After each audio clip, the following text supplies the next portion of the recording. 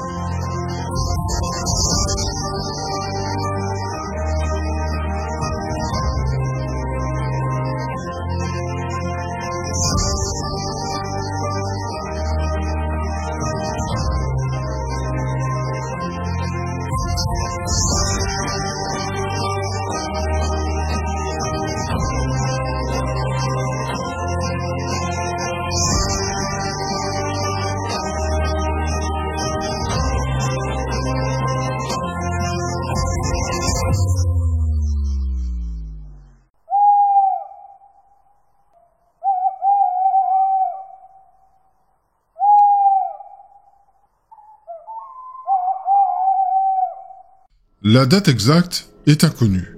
Mais au début du XXe siècle, une jeune fille marche seule dans les champs de Transylvanie. À seulement 5 ans, elle s'éloigne de ses parents, de chez elle, et gravit une colline en direction d'une sombre lisière. Cette limite d'arbres s'ouvre sur une forêt que de nombreux habitants tentent d'éviter. La fille est-elle partie toute seule, curieuse de découvrir la forêt? Ou, comme tant d'autres l'ont prétendu ces dernières années, s'est-elle sentie d'une manière ou d'une autre attirée par cet endroit? A-t-elle entendu des voix, des rires que d'autres témoins ont rapportés? A-t-elle vu des lumières? La jeune fille marche seule à travers les arbres tandis que le soleil se couche. Les arbres sont étranges, tordus et déformés. L'enfant va de plus en plus loin, vers le nord, jusqu'à ce qu'elle le trouve. L'endroit le plus célèbre de toute cette forêt, Poiana Rotunda, la prairie ronde. Une clairière presque parfaitement ronde dans laquelle pratiquement aucune végétation ne pousse. Ensuite, plus rien. La famille de la jeune fille s'est vite rendu compte que leur enfant a disparu et des équipes de recherche se forment. Des témoins racontent avoir vu une jeune fille se diriger vers la forêt et les recherches se sont donc étendues, mais rien de rien. Pas une trace de la jeune fille n'est retrouvée. Les recherches durent des mois, mais la petite a bel et bien disparu, ne laissant derrière elle que de petites empreintes en direction de la clairière. Après des années, la famille accepte finalement l'idée que leur petite fille ne reviendra jamais. Et pourtant, 5 années après sa disparition, la petite fille réapparaît, sortant de la même forêt dans laquelle elle avait disparu. Elle a 10 ans maintenant, mais porte toujours les mêmes vêtements que lorsqu'elle est sortie. À peine une égratignure ou des cheveux déplacés, ses vêtements sont plus serrés et plus courts, mais en parfait état. Les autorités locales interrogeront la jeune fille en lui demandant où est-elle allée, que lui est-il arrivé. La jeune fille ne comprend pas tout ce raffut autour d'elle. Elle leur dit qu'elle est juste allée jouer dans les bois. Elle n'est partie que depuis peu de temps. Elle ne possède aucun souvenir de ce qui s'est passé au cours des 5 dernières années.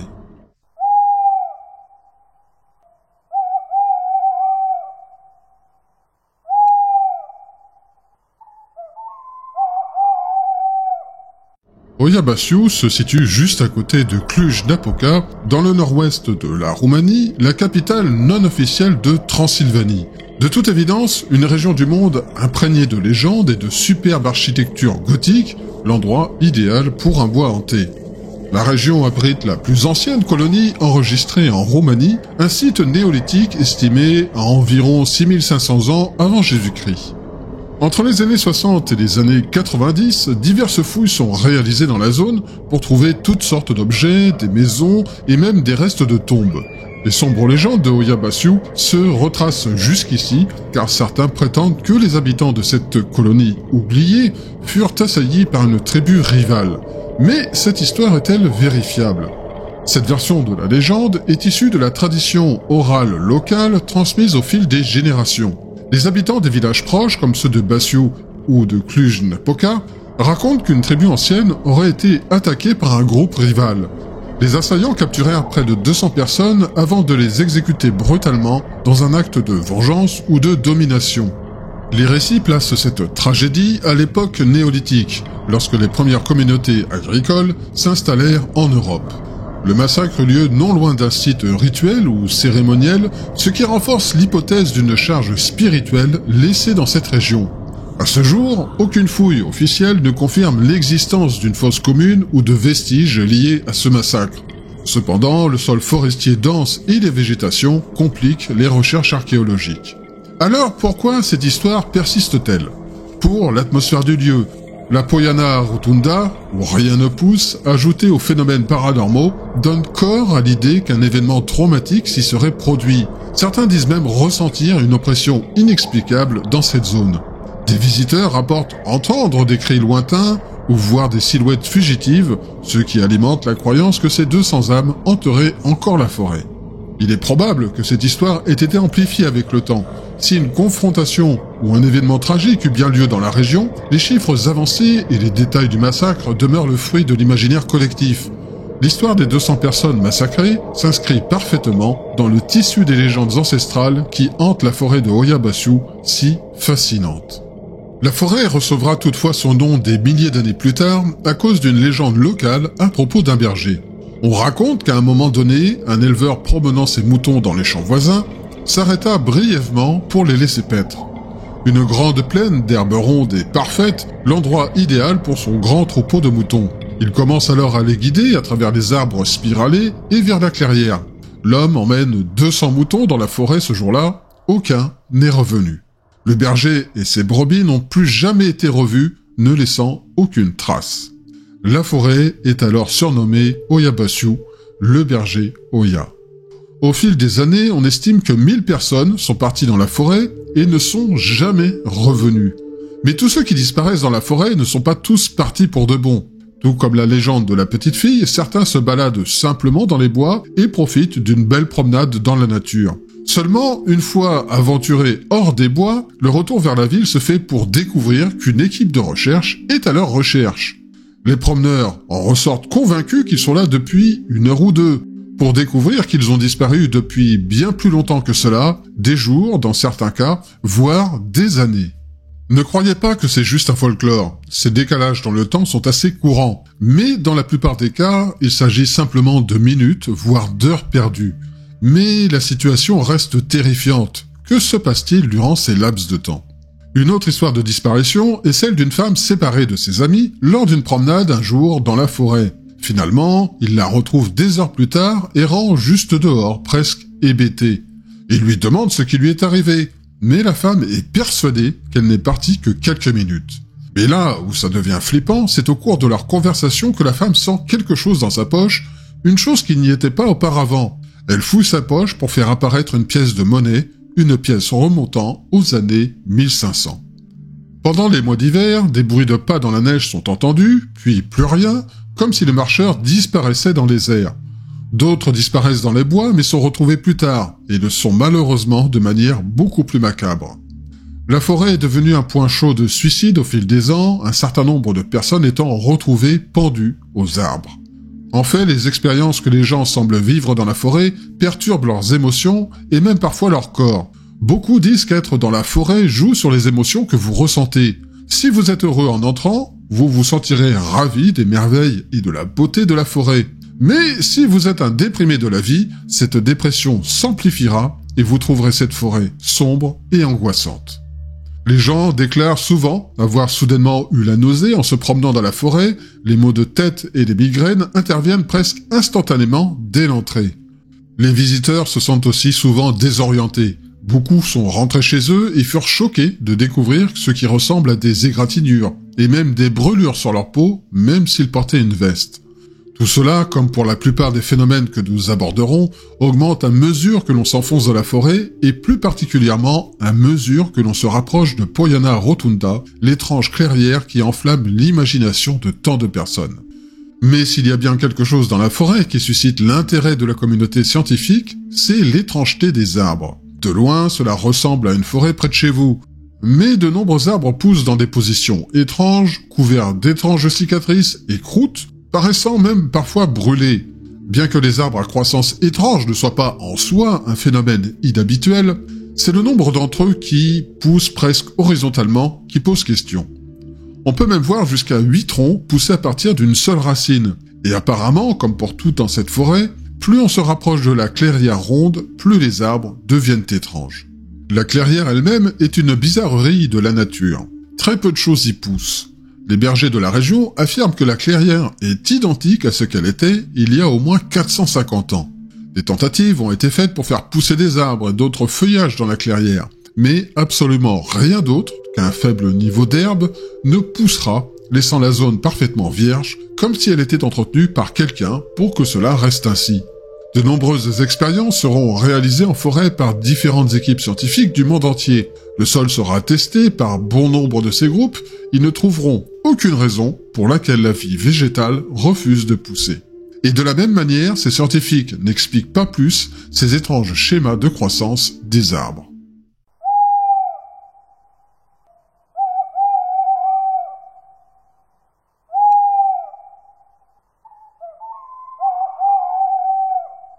Oyabashu a toujours eu une réputation mystérieuse auprès des locaux et dans toute la Roumanie, mais ce sera dans les années 50 et 60 que cette réputation se répandra dans le monde entier.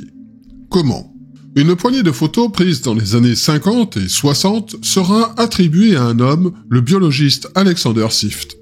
Vers 1953, Alexander Sift commence à visiter fréquemment la forêt. Il est fasciné par les histoires étranges qui l'entourent et est assez intrigué pour découvrir l'endroit par lui-même. Il n'a alors aucun moyen de savoir que ce qu'il vivrait lors de ce premier voyage changerait sa vie pour toujours. Alexander arrive dans la forêt ce jour-là avec son équipement, un appareil photo et son père. Sa principale raison d'être là est sa curiosité sur la croissance des arbres dont il a tant entendu parler. La première chose qui va l'interpeller est un son. Un son qu'il décrit comme un claquement de dents. Mais un claquement exagéré, entendu jusqu'à une lointaine distance. L'objectif des hommes ce jour-là est d'atteindre la clairière du cercle, l'endroit où le pourcentage le plus élevé d'arbres se trouve. Plus Alexander se rapproche, plus les sensations se font sentir. Il se sent mal, des nausées et des maux de tête le perturbent à mesure qu'il s'enfonce dans la forêt. Puis, ensuite, il entend des choses plus dérangeantes, comme des bavardages. Il entend des voix d'enfants riant et chuchotant pendant qu'Alexander marche. Ce n'est pas comme s'ils étaient réellement là. Beaucoup de ceux qui subissent ce phénomène de l'audition disent que les voix sont faibles et qu'elles donnent l'impression d'être portées par le vent. Puis il voit des choses. Alexander et son père sont convaincus de voir les ombres d'autres hommes, ou plus précisément d'hommes qui sont des ombres. Souvent, vu juste du coin de l'œil, le temps de se tourner pour regarder, il n'y a plus rien. Et là, ayant été moi-même témoin de ce genre de phénomène, je peux vous décrire les sensations qui en découlent. Vous êtes en train de vaquer à votre occupation, totalement concentré dessus, lorsque vous relevez d'instinct la tête, car vous ressentez que quelque chose passe pas loin de vous, ou vous regarde, puis s'en va brusquement au moment où vous tournez la tête dans sa direction. Mais reprenons. Ce n'est pas juste une illusion d'optique, cela continue à se produire dans la mesure où les deux hommes deviennent convaincus que ça les suit. Le sentiment d'anxiété à ce stade est écrasant, mais le scientifique en lui se dit qu'il y a forcément une explication rationnelle à tout cela. Et s'il part maintenant, quel espoir a-t-il de découvrir les secrets que recèle cette forêt ? Courageusement, il s'aventure plus profondément avec ces ombres qui les suivent. À plusieurs reprises, Alexander tente de prendre une photo des ombres, mais avec un succès mitigé. C'est toutefois au cours de ces tentatives qu'Alexander capture une partie des images les plus célèbres prises à Oyabashu. Maintenant, en toute transparence, des rapports sont contradictoires sur ce qui s'est passé là-bas. Certains disent qu'Alexander a vu une étrange lumière dans le ciel au-dessus de l'un des plans herbeux à côté de la forêt et a pris une photo. Mais un autre déclare qu'Alexander n'a aucune idée de ce qu'il avait dans le ciel, qu'il prend simplement des photos et, une fois développé, est témoin du phénomène aérien étrange sur la photographie. De nos jours, d'innombrables personnes prennent des photographies dans la forêt. De nombreux youtubeurs d'ailleurs y font des reportages pour découvrir d'étranges lumières dans les images une fois qu'elles ont été développées, les phénomènes capturés étant invisibles à l'œil nu. Alexander, après cette visite, devient obsédé par Oyabashu. Faire de son étude de la forêt l'œuvre de sa vie et capturer de nombreuses photos étranges des années 60 jusqu'à sa mort dans les années 90. La mort d'Alexander Swift en 1993 eut lieu de manière naturelle. Mais elle n'a pas échappé à la spéculation en raison de son travail lié aux phénomènes paranormaux et à la forêt de Oyabashu. Il n'y a pas de preuves claires ni d'événements entourant sa mort suggérant être liés directement à ces enquêtes paranormales. Cependant, certaines rumeurs et théories circulent, alimentées par le mystère qui entoure son travail. Étant donné qu'il est perçu comme un pionnier dans l'étude des phénomènes inexpliqués et qu'il est le témoin de nombreuses anomalies dans la forêt, sa mort serait liée à une malédiction ou à des forces mystérieuses rencontrées. Cela étant dit, ces spéculations n'ont jamais été confirmées, et la version officielle de sa mort reste celle d'une disparition due à des causes naturelles. Bon nombre de ces photographies et de ces documents seront ensuite volés par quelqu'un entré par effraction dans sa propriété. Il prendra une grande partie de ses recherches sur Oyabashu, laissant apparemment tout le reste.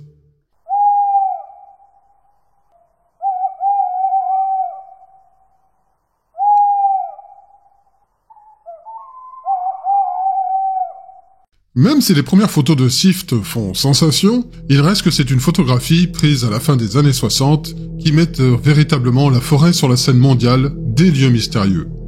Le 18 août 1968, le technicien militaire Émile Barnéat part pour une promenade ensoleillée avec sa petite amie d'alors et deux de leurs amis. Ils sont installés dans la célèbre Pinoya Rotunda et font un agréable pique-nique en riant et en plaisantant entre eux, ignorant complètement que leur vie est sur le point de basculer pour toujours. Émile s'éloigne de son groupe pour ramasser du bois, lorsque sa petite amie lui crie de revenir. Ils ont vu quelque chose. Émile se précipite pour les voir tous là, regardant le ciel. Là, au-dessus d'eux, se trouve une soucoupe semblant métallique. Émile saisit rapidement son appareil photo et shoote l'objet. Ce dernier se met à clignoter vivement avant de vriller tout en restant complètement silencieux. Puis l'objet se propulse à une vitesse sidérante. Alors on peut être sceptique quant à cette photo, mais elle est prise très au sérieux. Ce qui est intéressant, l'objet apparent dans le ciel présente une ressemblance frappante avec une autre photographie d'OVNI célèbre en 1965 à Santa Ana en Californie. La photo d'Émile est rapidement diffusée à travers le monde par les ufologues. La photographie et les négatifs originaux sont testés et minutieusement scrutés pour voir s'il y a eu une tentative frauduleuse de modification des photos. Mais apparemment, ce n'est pas le cas. Tout ce qui se trouve sur cette image était bien présent. À cette époque, la rengaine souvent utilisée pour démystifier ce genre d'image est qu'il s'agit d'un ballon météo, le fameux ballon météo, ou les fameux flares, enfin tous les trucs à la con des militaires et des politiques. Toutefois, aucune trace d'un ballon météo, on s'en étonne, déployé dans la zone à ce moment-là, n'a pu être trouvée. Quand bien même cette photo serait fausse, cela soulève la question de savoir pourquoi Émile ferait cela. Cette partie de l'histoire fait que la Roumanie est alors sous le contrôle du Parti communiste, et Émile, en tant que technicien militaire, devait savoir que rendre publique cette photo ne serait pas considéré comme une évolution de carrière positive pour lui. Peu de temps après la publication de la photo, Émile reçoit la visite de nombreux individus étranges qui posent beaucoup de questions sur ce qu'il a vu. Il sera d'ailleurs conduit directement aux bureaux centraux du Parti communiste et interrogé longuement par plusieurs agents qui l'ont ensuite forcé à remettre les photos et les négatifs. Ils ont bien sûr promis de les restituer une fois leur enquête terminée, mais nada. Émile perd rapidement son emploi après cet interrogatoire et le gouvernement de l'époque refuse de s'engager dans toute conversation sur les phénomènes paranormaux ou les ovnis signalés autour de Oyabashu. Cette histoire termine de rendre Oyabashu célèbre dans le monde entier et voit Alexander Swift redoubler d'efforts sur ses recherches menées en forêt, bientôt rejointes par des équipes du monde entier, des chercheurs venant l'aider dans ses expériences tout en menant les leurs. Malheureusement, les phénomènes semblent se produire par vagues, ce qui rend très difficile l'enregistrement de données détaillées. Des mois s'écoulent avec très peu d'activités signalées, et puis, sortis de nulle part, de nombreux phénomènes étranges se produisent en cascade.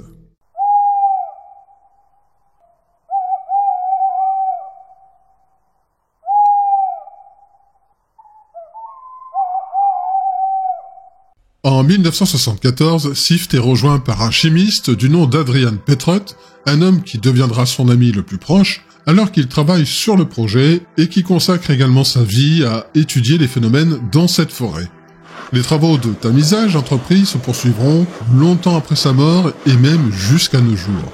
Ces travaux de tamisage sont menés dans la forêt de Oyabashu, dans un contexte archéologique ou lié à des recherches paranormales. Les tamisages, souvent réalisés par des équipes d'archéologues ou des chercheurs, ont pour but de retrouver des artefacts anciens, des ossements humains ou animaux, ou d'autres traces d'activités passées dans la région. La forêt, souvenez-vous, se situe en effet non loin de sites néolithiques, témoignant d'une présence humaine ancienne, ce qui alimente les spéculations sur son histoire mystérieuse. Cependant, dans le cas particulier de Oyabashu, certains travaux de tamisage seraient liés aux phénomènes signalés dans la zone. Des chercheurs ou des amateurs de paranormal entreprennent leurs propres fouilles à petite échelle dans l'espoir de découvrir des indices matériels explicatifs de ces phénomènes, notamment les anomalies magnétiques ou les minéraux particuliers qui pourraient influencer l'environnement, les traces d'anciennes structures ou des artefacts laissant penser à une occupation humaine ou rituelle inhabituelle, ou encore des restes biologiques liés aux légendes comme celle de la tribu massacrée. Certaines rumeurs rapportent même que des travaux auraient permis la découverte d'ossements mystérieux ou d'artefacts anormaux. Comme souvent avec la forêt de Oyabashu, les récits oscillent entre faits documentés et légendes, renforçant l'aura de mystère qui entoure ce lieu. Adrian Petrut est un homme au look très distinctif et est sans aucun doute le plus grand expert sur cette forêt maintenant. Petrut est devenu président de la Société roumaine de parapsychologie, mais son travail personnel reste très centré sur Oyabashu. Au fil des années, il rapporte ses expérimentations similaires aux mêmes phénomènes que tout le monde connaît, depuis des sensations physiques jusqu'aux sons étranges et même voir des choses. Mais Petrut semble très convaincu que quoi qu'il arrive, c'est quelque chose qui peut s'expliquer par la science, mais ils ne savent tout simplement pas quelle est la réponse. Une de ses principales pistes sont la possibilité que les infrasons soient en jeu, c'est-à-dire des ondes sonores qui, bien qu'inaudibles pour l'oreille humaine, provoquent toute une série d'effets sur notre corps, y compris des niveaux accrus de peur. Les infrasons sont d'ailleurs souvent utilisés comme explication potentielle dans de nombreux cas de maisons hantées. Même si cela explique certains symptômes physiques, cela n'explique pas les photographies ou les observations rapportées que les gens font. Mais les radiations pourraient-elles jouer un rôle? Des apparentes brûlures apparaissent sur le corps des gens, des plantes poussent étrangement, et les maladies semblent se développer dans ce contexte. Des tests seront effectués sur la zone, mais rien de notable ne sera trouvé. Malgré ces explications apparemment rationnelles, Petrut confirme les observations de Swift sur les objets brillants dans le ciel, affirmant non seulement les avoir vus lui-même, de nombreuses photographies les révélant même lorsqu'ils ne sont pas visiblement présents au moment de la prise de vue, c'est-à-dire tout simplement que ces objets sont camouflés aux yeux des humains. Rappelez-vous l'histoire de Lacerta, mais pas invisibles à la technologie. Petrut a aussi une histoire très étrange de l'une de ses premières visites dans la région en 1975. Il affirme avoir découvert, avec un grand groupe d'autres chercheurs, les ruines d'un ancien bâtiment.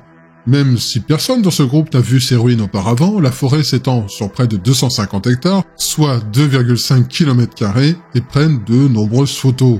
Mais pour une raison lui échappant, Petrut ne parvient pas à se sortir les ruines de la tête au cours des semaines suivantes.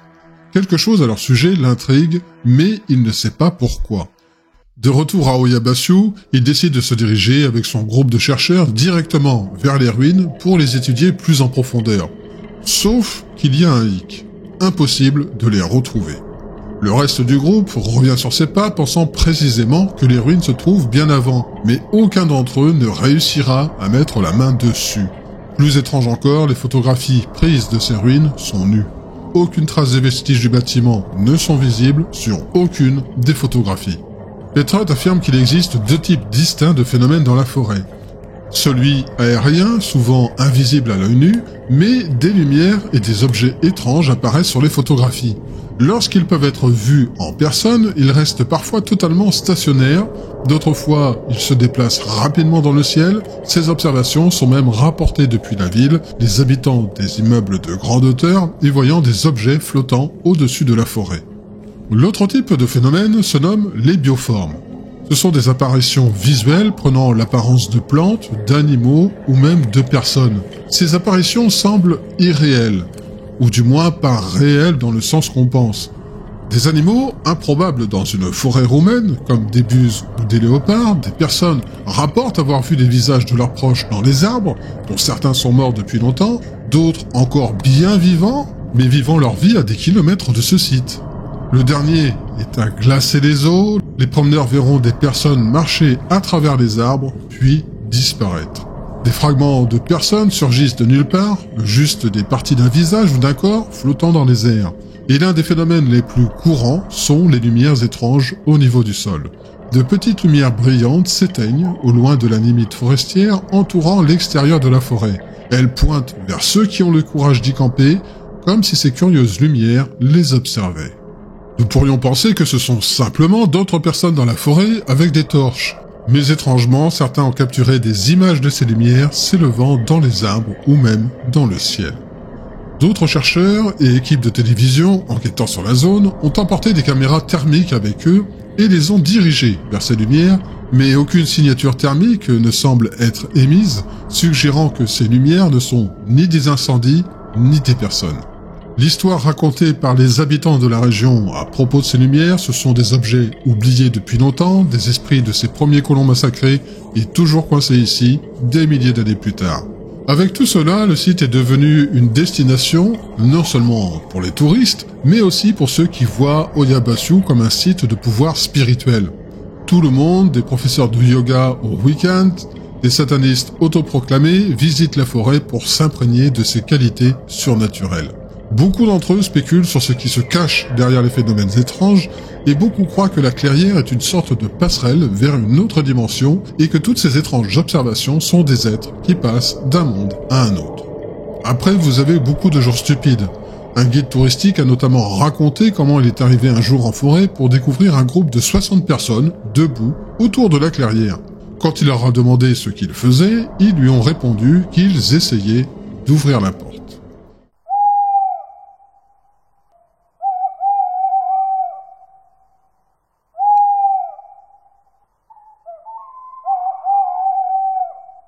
Au cœur de la forêt d'Oyabashu, les récits relatant des phénomènes paranormaux abondent. Mais parmi eux, un sujet revient avec insistance, l'existence supposée d'un portail dimensionnel. Ce lieu aurait le pouvoir de relier notre réalité à une autre, une dimension inconnue, échappant à toute compréhension scientifique. Les témoignages se concentrent principalement autour de la clairière circulaire, où la végétation semble étrangement absente. Sur un sol sec et stérile, aucun arbre ne pousse. Depuis plusieurs décennies, des visiteurs rapportent des expériences troublantes dans cette zone, des sensations de vertige, des trous de mémoire et même l'impression de sortir du temps. Des appareils électroniques cessent souvent de fonctionner comme si une anomalie invisible perturbait les champs magnétiques locaux. Le biologiste Alexander Sift consacre une partie de ses recherches à ces phénomènes inexpliqués. Selon ses observations, la zone autour de la clairière présente des anomalies électromagnétiques expliquant les malaises ressentis par les visiteurs. Toutefois, Sift se heurte à des faits qui défient ses méthodes scientifiques. Plusieurs photographies prises dans cette clairière montrent des formes lumineuses, des silhouettes diffuses ou des ovnis flottant au-dessus des arbres. Ces clichés alarment la communauté scientifique, certains évoquant des défauts techniques, tandis que d'autres y voient des preuves de phénomènes paranormaux. Ce que les sceptiques qualifient de simple illusion gagne pourtant en intensité avec les années. De nombreux visiteurs témoignent de disparitions étranges, des personnes qui se volatilisent temporairement avant de réapparaître désorientées, parfois même marquées par un vieillissement soudain ou une perte totale de souvenirs. Parmi ces récits, celui du berger et de ses 200 moutons renforce les théories locales, affirmant que la clairière serait une porte vers une autre dimension, un endroit où les lois de la physique s'effondrent. Les scientifiques modernes, intrigués mais prudents, proposent des hypothèses plus rationnelles. La forêt abriterait des phénomènes géologiques ou géomagnétiques rares, provoquant des perturbations perceptibles par l'homme. Certains parlent de microséismes, d'autres de courants souterrains d'énergie perturbant les sens et les appareils électroniques. Néanmoins, ces explications ne parviennent pas à convaincre les témoins directs qui continuent d'affirmer que la Poyana Rotunda abrite quelque chose d'extraordinaire. Aujourd'hui, la forêt Oyabashu attire chercheurs, chasseurs de fantômes et curieux du monde entier. Le portail dimensionnel reste l'une des légendes les plus fascinantes du site, alimenté par des photographies inexplicables, des témoignages crédibles et une atmosphère qui semble elle-même hors du temps. Si ce passage existe réellement, il pourrait être la clé d'un mystère qui dépasse tout ce que nous connaissons. Et voilà, chers explorateurs de l'inexpliqué, notre voyage au cœur de la mystérieuse forêt de Oyabashu touche à sa fin. Entre légendes ancestrales, phénomènes paranormaux et théories troublantes, cette forêt continue de défier les esprits les plus cartésiens. Que l'on y voit un portail dimensionnel, une anomalie naturelle ou simplement un lieu chargé d'énergie, Oyabashu reste une énigme captivante qui ne cesse de nous interroger. Si cette aventure vous a plu, pensez à laisser un pouce bleu pour soutenir la chaîne, à activer la cloche pour ne rien manquer des prochaines explorations et à vous abonner pour rejoindre notre communauté d'intrépides curieux. Si vous souhaitez contribuer à l'aventure et soutenir les futures enquêtes, je vous invite à faire un tour sur ma page Tipeee. Chaque soutien, même modeste, m'aide à continuer d'explorer ces mystères oubliés pour vous. Merci d'avoir été avec moi aujourd'hui, je vous souhaite une très belle année, remplie de découvertes, de mystères, et peut-être même d'un peu d'inexpliqué. À très bientôt pour un nouveau voyage sur Enigma et Mysterium.